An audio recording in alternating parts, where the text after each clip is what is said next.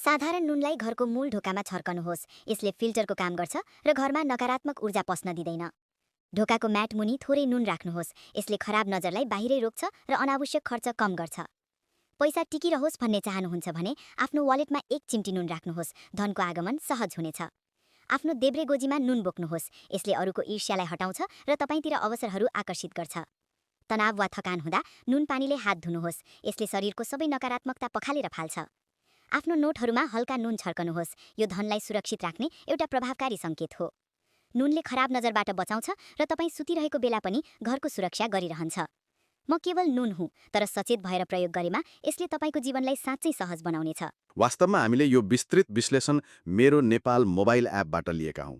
यो एप त आफ्नो व्यक्तिगत ज्योतिष जस्तै हो।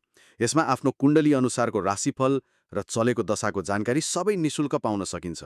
अझ विवाह, सम्बन्ध, सन्तान, आर्थिक अवस्था, रोजगार वा विदेश यात्रा यस्ता विषयमा दैनिक प्रश्न निशुल्क सोध्न मिल्छ। हो, र एउटा प्रश्नको उत्तर त तुरुन्तै, त्यो पनि निशुल्क प्राप्त हुन्छ। एकदम।